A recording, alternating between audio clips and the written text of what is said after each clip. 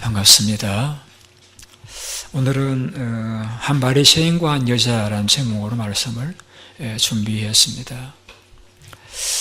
예수님이 이 땅에 오셔가지고 하셨던 사역을 여러 가지 측면에서 말씀할 수 있습니다만은 예수님의 사역을 저는 위로 사역이라 그렇게 이야기하고 싶습니다. 유대인들은 로마의 학정에 시달리고 있었습니다. 그리고 극심한 가난 가운데서 고통을 당하고 있었습니다. 회복이 보이지 않는 그 절망감 가운데 있는 그들을 위로하셨던 사역이 주님의 사역이었습니다. 펜을 좀 꺼주셔도 괜찮을 것 같은데요. 예. 그리고 이사야 10장에 보시게 되면 너희는 위로하라, 내 백성을 위로하라 그렇게 말씀을 했습니다. 그 시대뿐만이 아니라 오늘 저 여러분들도 하나님의 위로가 필요한 시대라고 여겨집니다. 한국에서도 친척이 있습니다. 대학을 졸업했지만은 직장을 얻지 못해서 청년 백수가 되어서 지내는 이도 있고, 정년기가 되었는데 결혼하지 못한 채 살아가는 그러한 청년도 있고, 그리고 얼마든지 일을 할 수 있는데 아직도 이제 건강하고 활력이 넘치는데 직장에서 벌써 퇴직하여서 땅바닥을 짊어지고 지내는 그러한 분도 있습니다. 그리고 누구나 마찬가지입니다만은 나이 들어가시면서 몸이 아파서 이병, 저병에 걸려서 고통당하는 이들도 있습니다. 옛날 같으면은 부모를 모시는 것이 관례였는데 지금은 자녀들이 부모를 모시려고 하지를 않죠.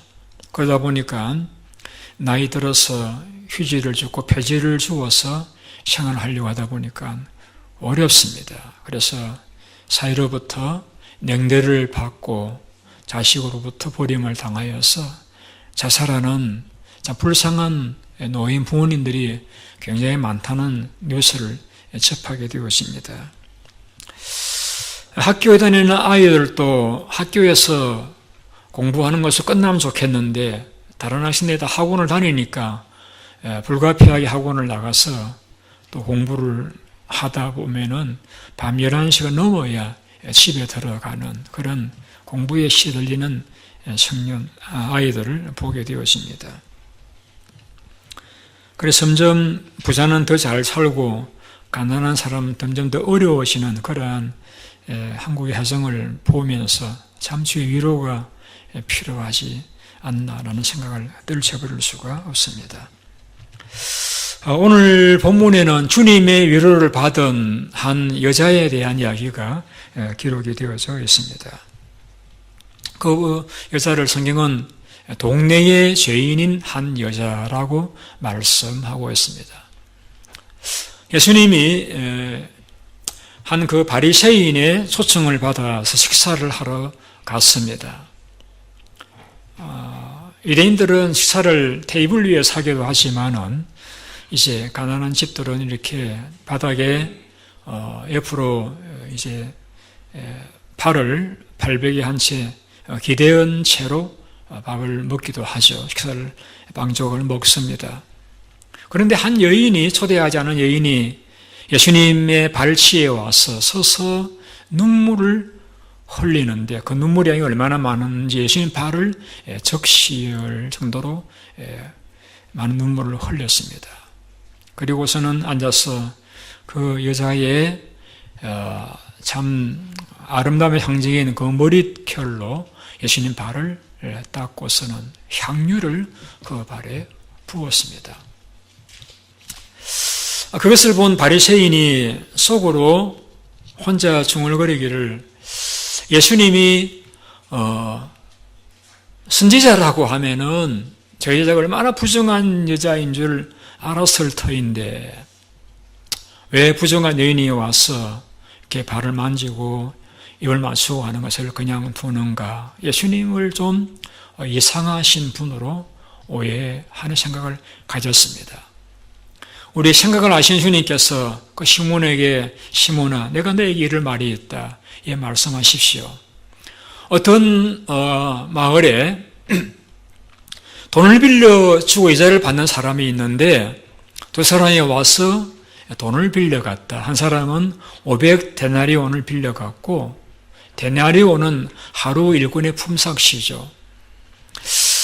또 한 사람 50데나리온을 빌려갔는데 둘 다 갚을 것이 없어서 사정을 하자 그 돈을 빌려준 사람이 그냥 다 탕감을 해 주었다. 자, 그랬을 때에 그 두 사람 가운데서 누가 더 그 돈을 빌려준 사람을 사랑하겠느냐? 그것이야 500데나리온을 빌려주었다가 탕감받은 사람이 더 사랑하겠죠. 맞다. 네 이야기가 옳다. 이 여자를 보아라. 나는 너희 집에 들어왔을 적에 너는 내 발 씻을 물도 주지 않았다. 네 여자는 눈물로서 내 발을 적셨다.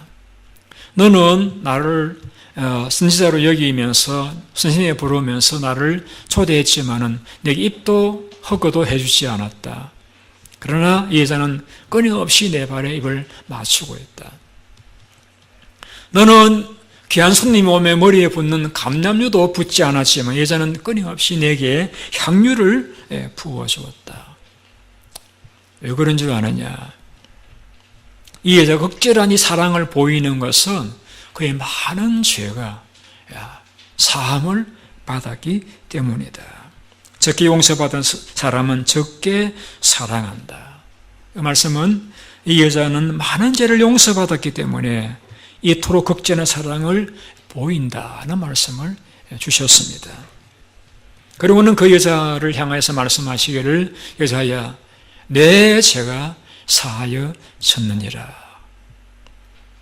내 믿음이 너를 구원하였으니 평안히 가라 라고 그 여자를 축복하며 위로하여 주셨습니다.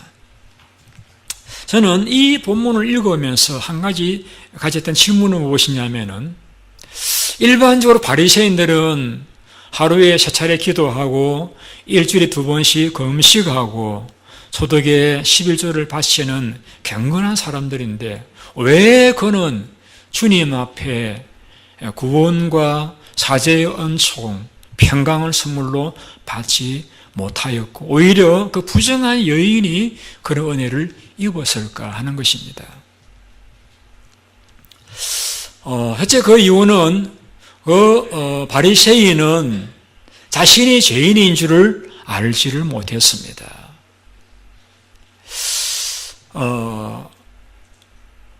우리가 그 바리새인들의 삶을 생각해 보면은 그는 기도 생활도 열심히 하고 금식도 하고 11조 드리는 그런 삶을 살았습니다. 그것은 구원받은 자라고 하면은 당연히 해야 될 도리라고 생각합니다. 그러나 그것이 그에게는 하나의 공로가 되었던 것이죠.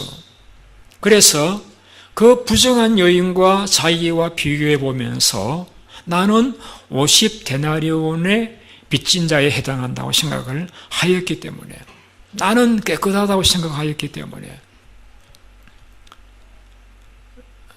주님 앞에 감사한 마음을 가질 것이 별로 없었기 때문에 그는 주님을 박대하였고 그는 주님 앞에 용서와 구원과 평강을 받지를 못했던 것입니다. 자, 그러면은 이 바리새인은 그러면 죄가 없느냐? 그렇지 않아요. 여러분 성경을 보게 되어지면은 예수님께서 많은 죄인들을 접하시고 책망하신 적도 계십니다만은 그러나 주님께서 드러내놓고 죄인이라고 해서 저주하신 적은 없습니다. 그런데 이 바리새인은 주님 앞에 저주받은 죄인입니다. 아니, 그 바리새인들처럼 경건하고 기도도 많이 하고 열심히 헌금도 하는데 왜 저주를 받았습니까? 성경이 이렇게 말씀하고 있습니다. 그 바리새인을 저주한 마태이 23장에 보시게 되면은 그들은 모든 행위를 사람에게 보이고자 한다. 그들은 드러난 죄는 별 짓지 않았는지 모르지만은 그들은 그 모든 경건의 삶이 하나님 앞에 구원받은 내가 이 길을 걸어가는 것이 마땅하다라고 해서 경건의 삶을 살아갔던 것이 아니라 사람들에게 보이기 위해서, 사람들의 칭찬과 인정을 받기 위해서 했다라고 말씀했습니다. 또 그들은 잔치의 윗자리와 회당의 높은 자리와 문안받는 것을 또 랍비에게 랍비라 칭함받는 것을 좋아했다라고 했습니다. 높은 자리 좋아했습니다. 그만큼 그들은 사람들의 칭찬과 존경을 추구하는 그러한 외식된 자들인 것을 말씀하고 있습니다. 주님께서 이렇게 말씀했습니다. 화 있을진저 외식하는 바리새인들이여, 너희들은 장과 대접은 깨끗이 하되 너희들 안에는 탐욕과 방탕으로 가득하도다. 겉은 깨끗한 것처럼 보이지만은 너희들의 그 이면을 들여다볼 적에는 탐욕과 방탕이 가득하다. 화 있을진저 외식하는 바리새인들이여 회칠한 무덤과 같다. 겉은 아름답게 보이지만은 그 안에는 죽은 사람의 뼈와 모든 더러운 것이 가득하도다. 어떻게 너희가 지옥의 판결을 피하겠느냐. 분명히 그들은 드러난 죄를 지은 여인보다도 더 엄청난, 그래 주님 앞에 저주를 받을 수밖에 없는 죄를 지은 드러나지 않았지만 큰 죄를 지은 그런 자들입니다. 그러나 그들은 그러한 죄를 지은 자신을 알지를 못했습니다. 그 약간의 선행과 경건 생활이 공로가 되어져 가지고 그는 주님의 구속과 자비를 원치를 않았고 드러나지 않는 그 죄를 인해서 받을 무슨 심판도 알지 못한 채 자신의 심각한 죄를 알지 못하였기 때문에 그들은 주님의 용서와 자비를 구할 필요를 느끼지 못했던 것입니다. 저는 우리 성도님들이, 우리 교우님들이 경건 삶을 살기를 원합니다. 열심히 기도하시고 헌금생활 하시고 또 봉사생활 잘 하시는 분들이 되기를 바랍니다.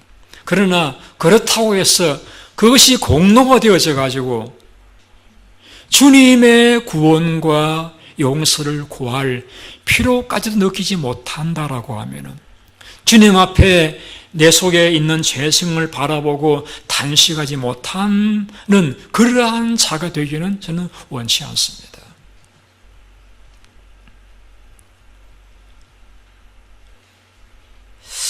이 두 번째 바리새인은 왜 하나님의 긍휼을 입지 못하였느냐? 그는 죄인들에 대하여서 동정하는 마음이 없었습니다. 39절을 한번 같이 읽어보시겠습니다. 39절 말씀 같이요. 예수를 청한 바리새인이 그것을 보고 마음에 이르되 이 사람이 만일 선지자라고 자기를 파는 이 여자가 누구며 어떠한 자고 죄인인 줄을 알았으리라 하거늘. 여러분, 자, 동네 사람이 다 아는 죄를 지은 여자가 와서 예수님께 눈물을 흘려서 발을 흙시고 통곡하고 머리결로 닦고 입을 맞추고 향유를 부었을 것을 여러분 보셨다라고, 여러분 어떻게 하시겠습니까? 제가 기대하는 여러분들은 가까이 다가가서 무릎을 꿇고 앉아서 자매님 참 잘오셨어요. 참 잘오셨어요. 자매님이 그동안에 잘못된 삶을 살아가는 것 저도 참 마음에 안타까웠는데 이렇게 예수님 앞에 와서 반성하고 누우시니까 제 마음이 너무 기뻐요. 참 잘하셨어요. 자매님 이제 힘내세요. 이렇게 함께 기뻐하고 축하해 주었으리라고 생각합니다. 자, 여러분, 이 바리새인이 진정 경건을 사모하고 하나님을 사모하는 진정한 참된 하나님의 사람이었다라고 하면은 한 죄인이 돌아와서 주님 앞에 눈물 흘리며 통곡하고 하나님의 긍휼을 구하는 여인을 보았다라고 하면은 함께 기뻐하고 축하하고 해 주었어야 하지 않느냐는 것이죠. 그가 하나님의 용서를 받은 감격이 있고 그의 마음속 구원의 감격을 가지고 살아가는 자였다라고 하면은 그 여인이 돌아왔을 적에 그는 너무 기뻐서 그 여인보다 더 기뻐하고 하나님 앞에 감사했어야 진정한 경건한 바리새인이라고 할 수 있지 않느냐는 것이죠. 그러나 이 본문에 나오는 이 시몬이라는 바리새인은 다른 바리새인들과 크게 차이가 없이 죄인을 정죄할 줄만 알았지.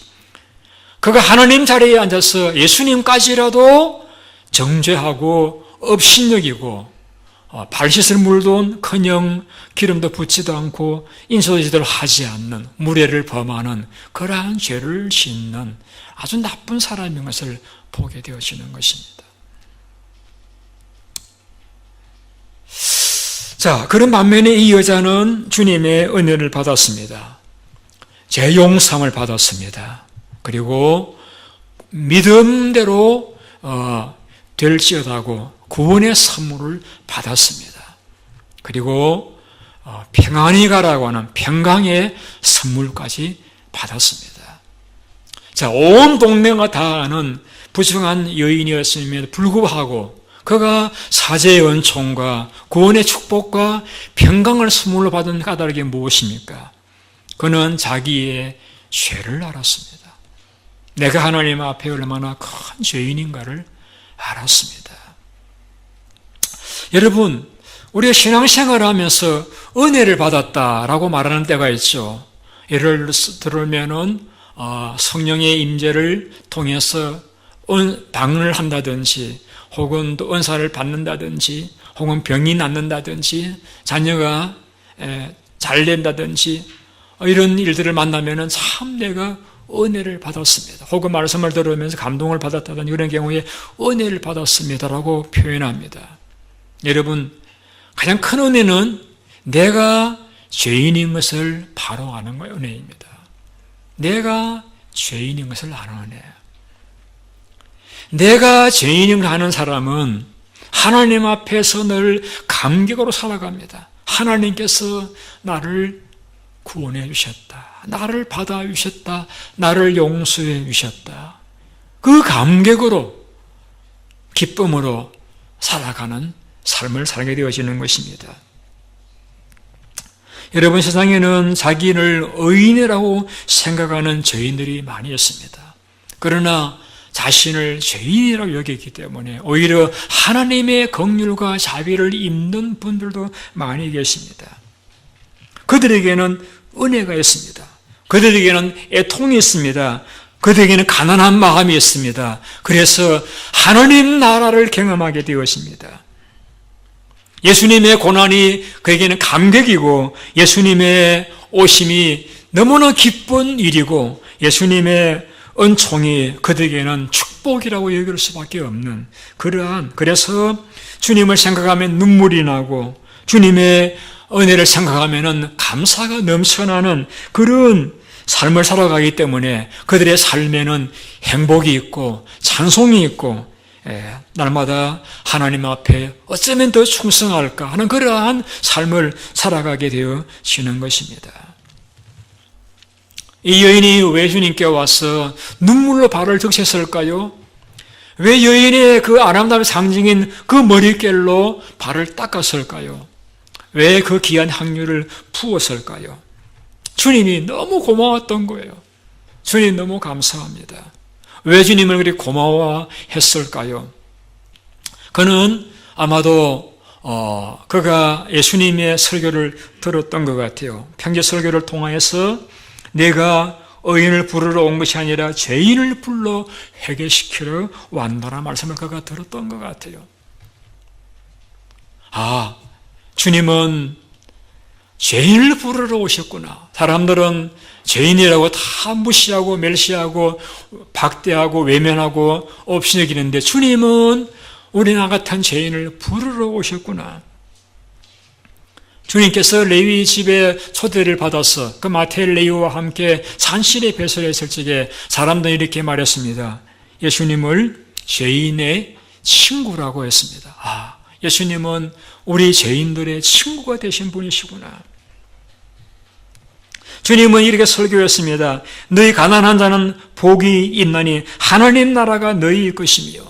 여러분, 죄를 지은 여인, 그가 믿음직한 남편이 있고 탐스러운 자녀들이 있고 시간이 넉넉했더라고 하면은 글쎄요, 죄를 짓는 길을 걸어갔을까요? 물론 타락하는 경우들도 없지는 않습니다만은 대개의 경우는 너무 가난했기 때문에 남편은 죽고 자녀들은 없고 의지할 데가 없어서 죄를 짓는 자리에 나아가는 이들이 많이 있지 않습니까? 그 원인은 가난입니다. 주님께서는 오셔서 가난한 자들이 복이 있다 라는 그 말씀을 전에 들었을 거나 혹은 설교를 직접 들었을 적에 그 마음속에 얼마나 큰 위로가 되었겠습니까? 주님 말씀했습니다. 지금 배고픈 사람은 복이 있나니 너희가 배부름을 얻을 것이며 지금 우는 자는 복이 있나니 너희가 웃을 것이며. 그가 남 모르는 눈물을 많이 흘리고 배고픈 가슴 배를 안고 힘들어한 적이 많아서 사람을 살아왔을 터인데 너희 배부른 자가 배부를 것이라고 우는 자가 위로를 받을 것이라는 말씀을 들었을 적에 그 주님이 얼마나 고마웠겠습니까?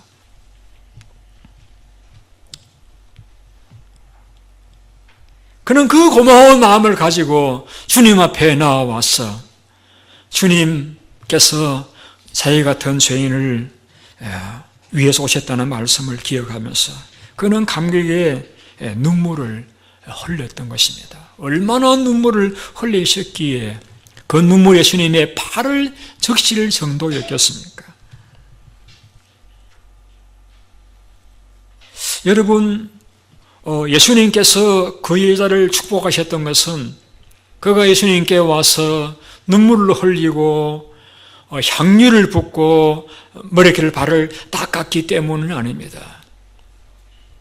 바리새인은 모르는 그 여자는 자기의 죄를 알았습니다. 여러분, 자기의 죄를 아는 사람은 누구를 찾습니까? 자기의 죄를 용서해 주실 구세주를 찾게 마련입니다. 여러분, 죄라고 하는 것은 그 여자의 마음에 들어가서 우리가 한번 상상해 본다라고 하면은 누가 그 여자를 향해서 당신 죄인이야 라고 말을 하지 않더라도 양심이 있기 때문에 죄를 지으며 살아가는 삶에 무거운 죄책감이 그의 삶을 짓눌렀을 것입니다. 그런데 그러한 죄를 주님 앞에 내어놓고 자백할 수 있었던 것은 주님은 죄인들을 구원하시기 위해서 오신 분이시란 말씀을 들었기 때문입니다. 그래서 주님 앞에 나와서 죄를 자복했던 것입니다. 주님의 자비와 용서를 구했던 것이기 때문에 주님은 그 여자에게 사죄의 은총과 구원의 축복과 평강을 선물로 주실 수가 있었던 것입니다. 다윗은 이렇게 말했습니다. 시편 32편 1절에서 허물의 사함을 받고 자신의 죄가 가려진 자는 복이 있도다. 허물의 사함을 받고 자신의 죄가 가려진 자가 진정한 복이 있는 자라고 말씀을 했습니다. 바울도 고백했습니다. 내가 내된 것은 하나님의 은혜로다.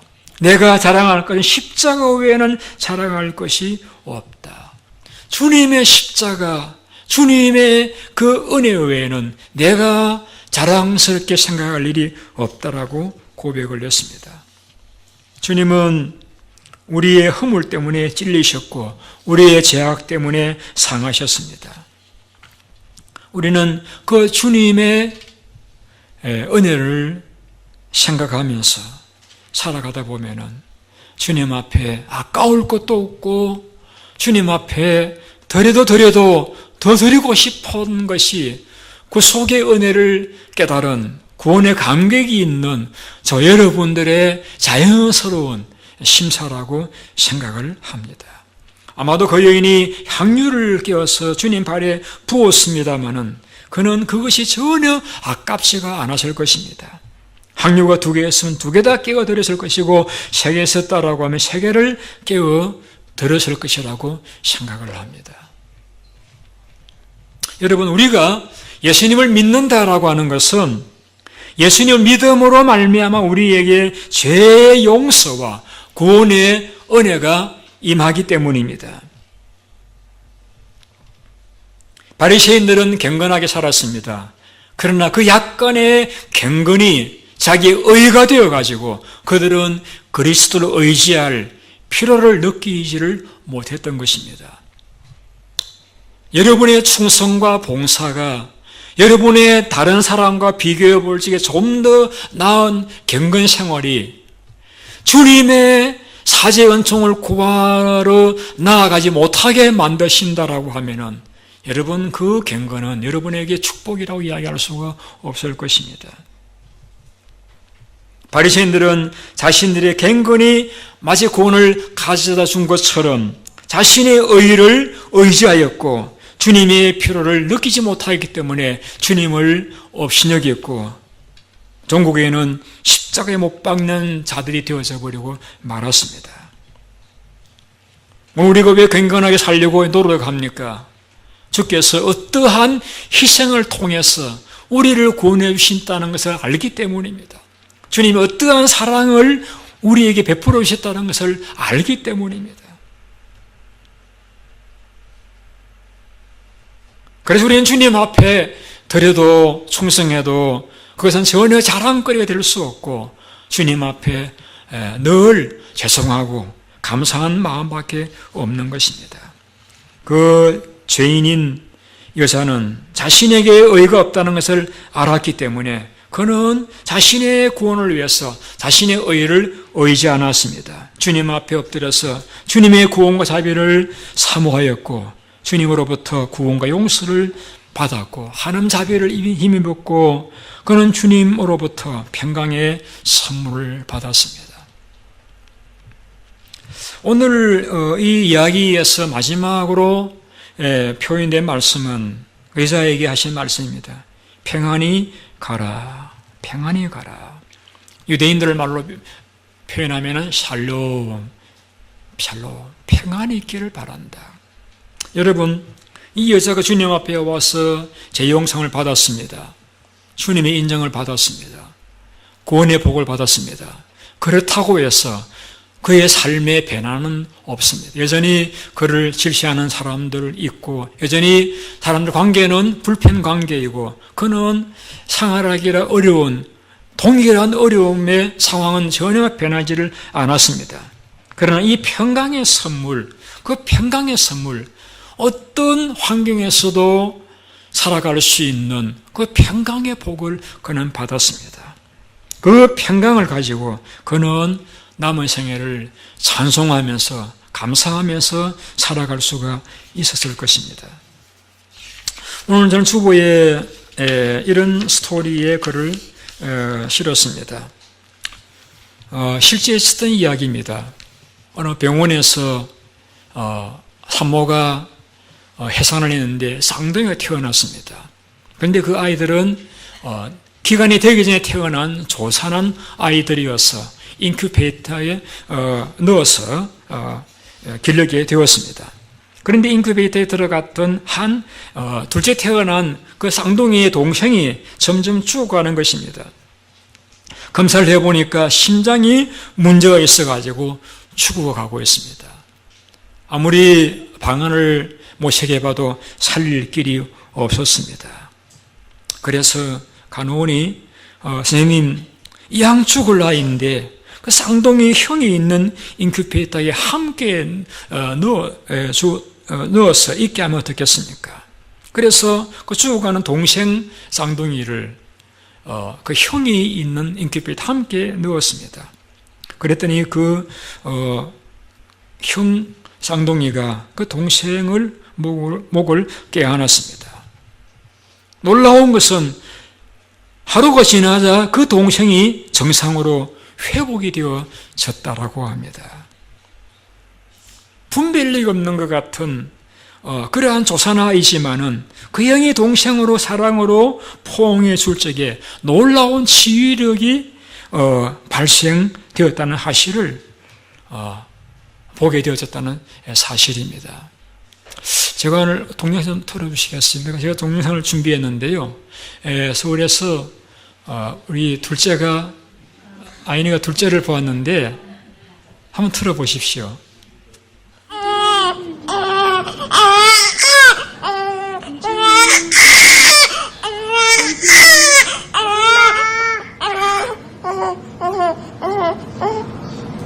노래 부른다. 언니야. 울지 마. 언니가 하율이 사랑해요. 해야지. 언니가 하율이 사랑해요. 해야지. 입에 이빨이 하나도 없지.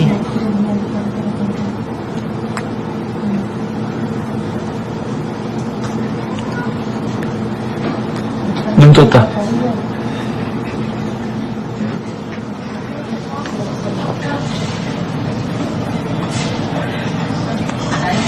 예, 됐습니다. 됐습니다. 제가 이 동영상을 여러분이 보여드리는 이유는 제 손녀라서 보여드리는 건 아니고요. 제가 이제 그 동영상을 보면서 참 신기했던 건 뭐냐면 애가 응약 막 우는데 언니가 울지 마, 사랑해 이렇게 말을 하니까 그냥 애가 울음을 멈추더라는 것이에요. 그리고 눈을 뜨고 웃는 그런 모습을 보였다는 점이 참 신기했어요. 어떻게 그럴 수 있을까? 언니인지 언니의 목소리인지도 모를 텐데 어떻게 그래서 그 형제들은 본능적으로 그걸 알고 느끼는가 보다 그런 생각을 한번 가져보았습니다.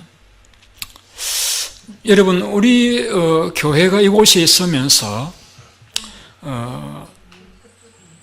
여러 가지 좋은 일들을 많이 해야 되겠습리다마는 저는 위로사역 이곳을 찾아오시는 분들이 반갑게 맞이해 주시는 식구들로 느껴지어지고 떠나갈 적에 참 잘 살기를 바라는 아쉬운 마음으로 떠나보내는 계실 적에 또 편안하게 잘 지내실 수 있도록 위로해주는 그러한 교회, 지금까지와 같이 계속해서 그러한 교회를 지향해 나갔으면 좋겠습니다.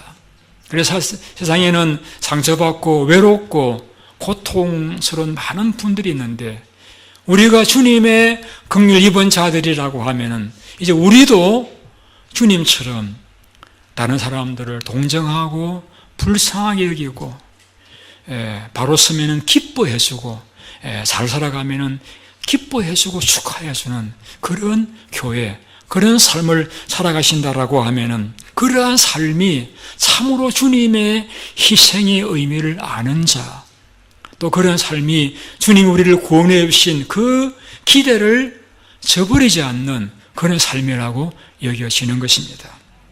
이러한 은혜가 여러분들하고 함께 계시기를 바랍니다. 자비로우신 아버지 하나님,